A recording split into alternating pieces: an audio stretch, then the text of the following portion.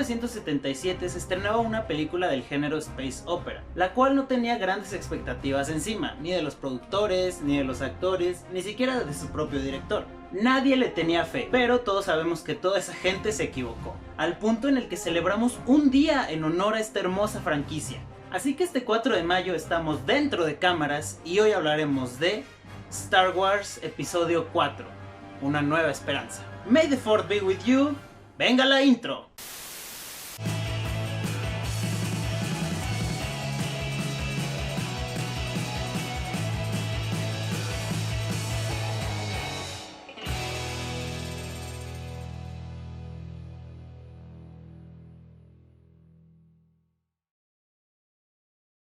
George Walton Lucas Jr., más conocido como George Lucas, nació el 14 de mayo de 1944 en California. En su juventud era un entusiasta de las carreras de coches y quería dedicarse a ello, pero debido a un accidente automovilístico en donde casi pierde la vida, sus prioridades cambiaron. Estudió artes cinematográficas en la Universidad del Sur de California, lugar en donde conoció a muchas personas con quien iba a trabajar en un futuro. Pero el más reconocido de todos era Steven Spielberg, con quien trabajaría años después para Indiana Jones. En 1967, Warner Bros. Le da una beca para que pueda observar el rodaje de Finian's Rainbow, película dirigida por el gran Francis Ford Coppola. Tiempo después, George y Francis se hacen muy buenos amigos y fundan una compañía llamada American Zoetrope. En 1969, el primer proyecto de esta productora fue la versión larga del cortometraje THX 1138, creado por Lucas mientras estudiaba. Cuando este se estrena en 1971, Ford Coppola se dedica a la producción de El Padrino y George Lucas abre su compañía, Lucasfilm Ltd, o LTD, como quieran decirle. En 1971, después de que grabó THX, Lucas tenía muchas ganas de adaptar Flash Gordon, una historieta de cómics de aventuras espaciales. Pero cuando quiso comprar los derechos, estos ya estaban vendidos. Nuestro buen George se quedó con las ganas y bueno, pues así es la vida. Así que gracias al rechazo, nuestro buen George decidió hacer su propia aventura espacial. En 1971, Lucas fue a la actualmente extinta productora United Artists para ver si le aceptaban sus dos proyectos que tenía en puerta, American Graffiti y una ópera espacial que aún no tenía nombre. Lo malo es que United Artists declinó la oferta de realizar las dos películas, así que Universal Pictures se quedó con American Graffiti y la ópera espacial se tendría que quedar en reposo un par de años. Amigos, antes de seguir, abro un paréntesis para decirles cómo surgió esta sección dentro de cámaras. Aquí les voy a compartir mis gustos por estos detalles que no salen en cámara, como los procesos de casting o cómo surgió la idea para una película. Ya tengo un par de películas preparadas, entonces espero que les guste. Volvemos con Lucas y sus aventuras.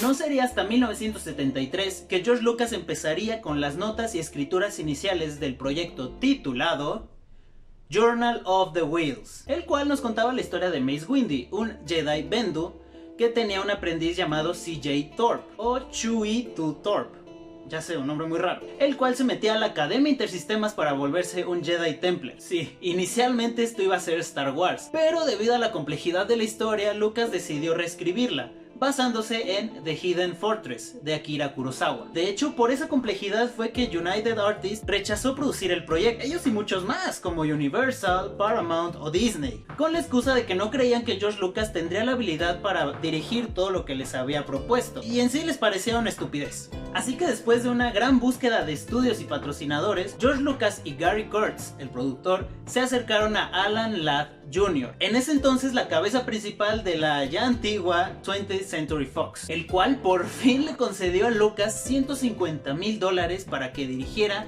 y escribiera el proyecto. Desde 1973 Lucas no paró de escribir y por lo tanto reescribió y reescribió y modificó muchas partes de la historia y cambió nombres de personajes. Para 1975 ya estaba listo el segundo borrador, llamado The Adventures of the Star Killer, Episode 1, The Star Wars, en donde se introdujo el concepto de un Jedi cayendo al lado oscuro y aún el papá de Luke estaba vivo. Ya sé, no es aún lo que conocemos, pero les resumo la historia porque si no, no acabamos nunca. Meses después, con un aumento de 8 millones para el presupuesto, Lucas por fin acabó el tercer borrador del guión. Esto se llamaría The Adventures of Luke Starkiller, as taken from the Journal of the Wheels, Saga 1, The Star Wars. Algo de esto cambiaría durante el rodaje porque madre mía qué nombre tan largo. Antes de ver el casting, cabe recalcar que Ralph McQuarrie fue el que ideó, o fue el encargado más bien, de darle esta apariencia a sus personajes. El vestuario, los espacios y la utilería de toda la película. Lo vemos así por encima, pero sí hay que decir que él fue el encargado de crear este casco, el cual creo que es el casco más representativo de toda la cultura pop actual. Ahora sí, en 1975, Lucas comenzaría el proceso de casting para Star Wars, las aventuras de Starkiller con su padre, su hermana, su abuelo y el Espíritu Santo, junto al director Brian De Palma, que estaba haciendo casting para Carrie. Así que vamos a ver cómo fue el proceso para encontrar a nuestros héroes favoritos. ¿Sabían que Freddy Krueger le ayudó a Luke Skywalker a obtener un rostro? Pues sí, miren, la historia comienza cuando Robert Englund fue a audicionar para Apocalypse Now. Estas audiciones se llevaron a cabo en el mismo edificio en donde Lucas estaba llevando a cabo su búsqueda de actores. Después de un rato presenciando las actuaciones, Englund llegó a la conclusión de que su amigo, un tipo llamado Mark Hamill o algo así creo, era el indicado para ser Luke Starkiller o Skywalker. Así que le dijo, hey, pues lánzate a la audición, ¿no? A lo que Hamill dijo, oye güey, pues mi agente hizo la cita para la audición. Mark Hamill en esos tiempos era un actor de bajo nivel. Y a ver, no estoy diciendo que fuese mal actor, sino que no había conseguido el papel que le permitiese convertirse en una gran estrella. Había salido en roles menores en series de televisión, pero era algo que le beneficiaría, ya que el director buscaba actores sin una super trayectoria. Al leer sus líneas, Hamill estaba súper confundido, gracias a las palabras raras que Lucas inventó, como Jedi, Parsec, la Fuerza, entre otros términos. Así que decidió leerlos y ya. Gracias a la sinceridad e inocencia de Hamill al leer sus líneas, se quedó con el papel, ganándole el rol a Charles Martin Smith, quien ya había trabajado con Lucas en American Graffiti, y a Kurt Russell, un actor bastante conocido. Es que miren esa carita, ¿quién no caería ante sus encantos? En 1974, una muy joven Carrie Fisher grababa su debut en pantalla con la película Shampoo, con tan solo 17 años. Para Star Wars competiría contra varias actrices, como Nancy Allen, Jodie Foster, Cindy Williams y Linda Pearl, la mamá de Pam en The Office. Carrie Fisher fue contratada cuando tenía 18 años y empezó las grabaciones a sus 19, la misma edad que la princesa Leia en la película. Como dato curioso, fue contratada con la condición de que perdiera 4,5 kilos. A ver, no sé por qué, será por la época o requerimientos de la chamba, no lo sé. ¿Han escuchado Perdón, tenía que ser la broma. ¿Han escuchado la historia que hay por ahí de que apenas Harrison Ford conoció a George Lucas cuando fue a hacer unos arreglos ahí a su oficina y que de repente milagrosamente el director vio su potencial actoral y además le dio un rol en Star Wars? Bueno, esa es una mentira a medias. Les explico. Harrison Ford en esos tiempos era un actor que llevaba trabajando desde los 60s, con roles menores, eso sí. Bueno, resulta que en 1973 aparecería en American Graffiti y desde ahí su vida cambiaría. Harrison, al enterarse de que su segunda hija iba a nacer, aprendió carpintería para poder trabajar en algo mientras le salía algún papel que le gustara. En una de esas le tocó hacer unas construcciones en American Zoetrope, en donde por suerte se volvió a encontrar con el director. Platicando un rato, al fin consiguió que lo contrataran, pero como aquel que lee las líneas del guión junto con los actores. A ver, no era un papel en la película, pero al menos tenía chamba. ¿Y por qué Lucas no le dio un rol de inmediato? Al fin y al cabo ya habían trabajado juntos, ¿no? Es que resulta que George Lucas no quería contratar a gente con la que ya había trabajado en su película previa. Y miren, no era todo malo para el actor. Creo que al haber estado leyendo sus líneas una y otra vez, le ayudó muchísimo cuando George Lucas al fin le diera un papel, ya que le encantó cómo el actor interpretaba sus diálogos con los demás. Harrison le ganó a muchos más actores, entre ellos Kurt Russell, el más apestado de todo el casting a mi parecer, Bill Murray, Christopher Walken, Sylvester Stallone, Jack Nicholson, Robert De Niro, entre muchos, demasiados otros. Con el miedo de no jalar gente, el estudio le exigió a George Lucas a sí o sí contratar a algún actor establecido. Porque sí, ahorita los 3 actores principales son dioses, lo sé, pero antes eran unos completos desconocidos. Entonces, con esta presión encima, Lucas quiso contratar a Toshiro Mifune, un actor que había salido en diversas películas de Akira Kurosawa, las inspiraciones para la peli. Pero el actor tenía miedo de que la película desmeritara o hiciera ver barata la figura del samurái, así que declinó la oferta. Dato curioso, George Lucas también tenía en mente para Obi-Wan al actor Peter Cushing, otro gran actor en ese momento, pero gracias a sus facciones decidió que fuese el malvado Grand Moff Tarkin. Y Christopher Lee también estaba ahí rondando, pero rechazó las ofertas.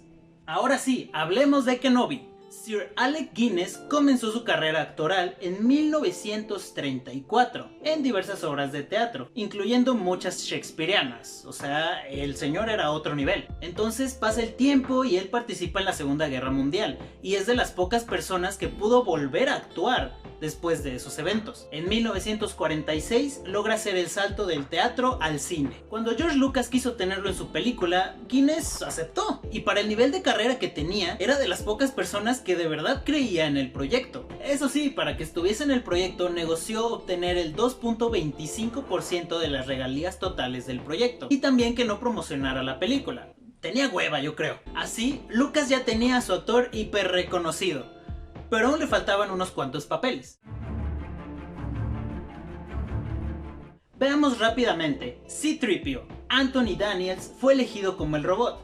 Inicialmente él no iba a darle voz, pero después de que 30 actores de doblaje no convencieran, le tocó aprenderse el guión. R2-D2, con la necesidad de tener una persona pequeña que entrara en el traje del astromecánico y lo manipulara, en el momento en el que Kenny Baker entró en el set para realizar un acto comédico, automáticamente se quedó con el papel, ya que era la persona más pequeña que toda la producción había visto en ese entonces, con la estatura de 1.12 metros. Después de rechazar el papel 3 veces, ya que consideraba que era una mala idea salir en una película en donde no se viera su cara, dijo ¿por qué no? Y aceptó. Chewbacca. Cuando el proceso de casting se estaba llevando a cabo en Londres, Peter Mayhew fue para audicionar, y no se tuvo que preocupar mucho, ya que cuando Lucas llegó para empezar la audición, el actor se pone de pie para saludarlo, y en ese momento el director se dio cuenta de sus 2 metros con 21 centímetros. Voltea hacia el productor y le dice, creo que lo hemos encontrado.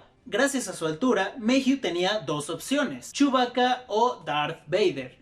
El actor se decidió por el primero, ya que tenía esta ansia de interpretar a un héroe en la película. Sabemos que solo hay un Darth Vader en la historia, pero en la vida real se puede decir que hay 2. David Prowse es el actor que se quedó con el villano para darle vida, solo físicamente, ya que su voz no convencía a nadie, ya que tenía este acento como del oeste, y lo apodaban a sus espaldas como Darth Farmer.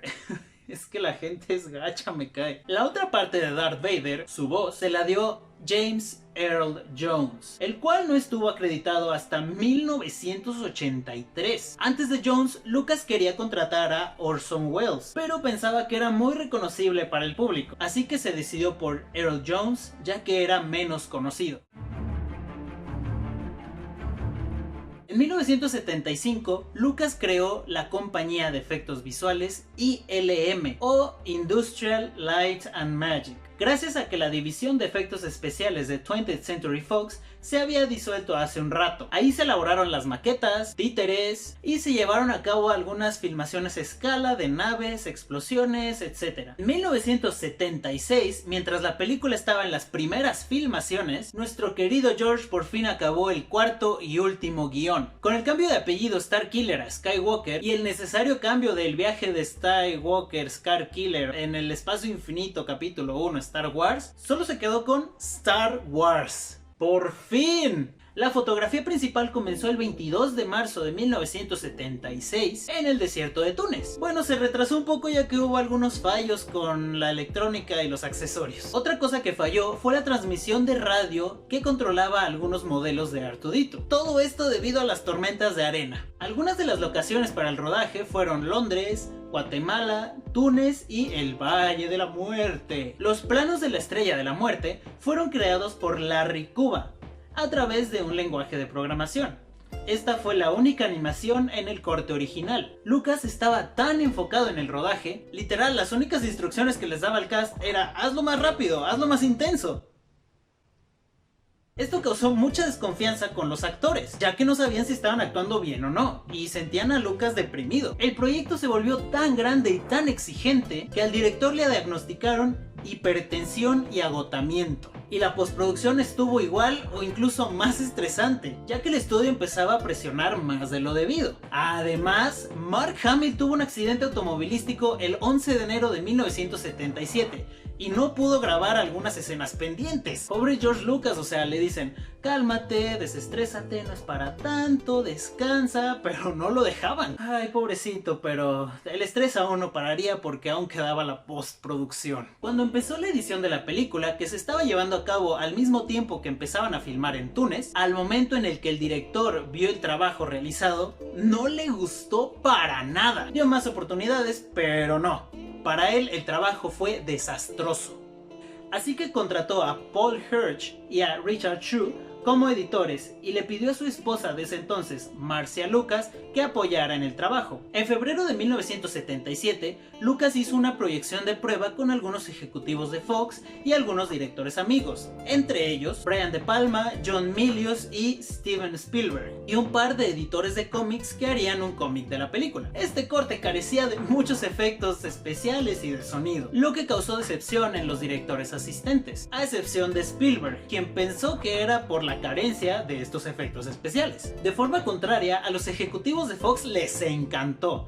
Hasta uno de ellos le contó a Lucas que era la mejor película que había visto en su vida y que hasta lloró. Y bueno, debido a algunos retrasos en la producción, la película pasó de costar 8 millones a costar 11 millones de dólares. La banda sonora fue hecha por el maestro John Williams, a recomendación de Steven Spielberg. Fue grabada en 12 días de la mano de Williams y de la Orquesta Sinfónica de Londres. El logo tuvo dos versiones. La primera fue usada solo para la publicidad impresa. Este logo fue creado por Dan Perry. El segundo logo, creado por Susie Rice, fue el que se usó para la gran pantalla. Después de hablar con Lucas, la diseñadora unió la S y la T de Star y la R y la S de Wars, e hizo la W con los ángulos de abajo puntiagudos. Gary Kurtz, el productor, eligió el diseño de Rice, y después de modificar las puntas de la W, por fin tenemos el logotipo más reconocible y bello de la historia.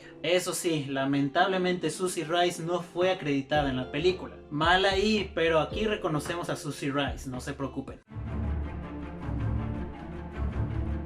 En mayo 25 de 1977 se estrenaba Star Wars. Proyectada en menos de 32 cines, se volvió el estreno más exitoso de ese año. Literal, la película tenía todo en contra. Incluso George Lucas no creía en el éxito de su película. Como anécdota, les cuento que mientras Steven Spielberg estaba grabando Encuentros cercanos del tercer tipo, Lucas fue a visitarlo y le dijo que estaba seguro de que esa película le iba a ganar Star Wars en taquilla. En ese momento todavía no se estrenaba, a lo que Steven le responde lo contrario. Star Wars iba a vencer en taquilla. A esto Lucas le propuso una apuesta. Si Encuentros del tercer tipo recaudaba más, Lucas recibiría el 2.5% de las ganancias que hiciera la película. Y si Star Wars ganaba, Spielberg se llevaría el 2.5% de las ganancias de esta. Actualmente Steven Spielberg sigue recibiendo este 2.5% de las ganancias de Star Wars. Y bueno, aún con la película estrenada en el teatro chino, Lucas seguía escéptico de su éxito. ¿Es que de verdad este señor no tiene fe? Es que no creyó hasta que vio en las noticias a toda la gente que estaba ahí esperando a entrar para ver la película. Los actores ya no eran unos desconocidos. Instantáneamente se volvieron unas estrellas gigantes, los estandartes de la ciencia ficción. Cuando la película se estrenó en Japón, al acabar la película la gente se quedó en silencio total. Algo que en esa región es el honor máximo que le puedes dar a una película. 2 semanas después, Star Wars fue retirada del teatro chino por razones contractuales y fue reemplazada por Sorcerer, la cual fracasó, y para agosto del mismo año 1977 se realizó una segunda inauguración de Star Wars en el mismo teatro chino. Para ese tiempo la película ya se había estrenado en 1096 cines y en algunos por más de un año. Evidentemente cuando se estrenó en Londres también fue un éxito. En su primer fin de semana, la película recaudó la cifra, escúchenme bien, de $1.554.475. Pero para cuando la película se fue de los cines, en su taquilla total, recaudó la maravillosa cifra de 775.398.007 dólares. Con críticas positivas, también obtuvo muchos premios, entre ellos 6 premios Óscares, enfocados al vestuario, efectos visuales, de sonido y banda sonora. La película influenció a muchas personas y creadores. Por ejemplo, inspiró al señor Avatar James Cameron a iniciar con su carrera de director, a Peter Jackson para tener una estética similar a Star Wars en su saga de El Señor de los Anillos, y también inspiró a Ridley Scott y a Christopher Nolan, entre muchos otros. La obra igualmente influenció al Hollywood actual, ya que se cree que gracias a Star Wars y a Tiburón o Jaws, se empezó a dejar de lado a producciones más parecidas a El Padrino o a Taxi Driver para dar paso y más atención a películas más comerciales que rompen totalmente la taquilla, blockbusters a fin de cuentas. Star Wars se reestrenó en los cines en 1978, 1979, 1981 y 1982, siendo la versión de 1981 en donde se incluyeron los subtítulos Episodio 4, Una Nueva Esperanza. Para 1997 se volvió a estrenar, pero ahora remasterizada en digital, con algunas escenas alteradas, con nuevos efectos especiales, cambios de luz, de color, etc. Evidentemente, después del masivo éxito de Star Wars, todos querían ver más de la franquicia. ¿Qué seguía para esta historia? Ahí en adelante, la obra en la que nadie tenía esperanzas, la idea rara de un creador, algo que muchas personas creían imposible de hacer y algo tonto y estúpido, se convertiría en un hito del cine, en un clásico. Algo que inspiraría a las personas a través de los años alrededor del mundo. Pero si algo nos enseñó Star Wars, es que la fuerza es intensa y que las segundas partes pueden ser mejores.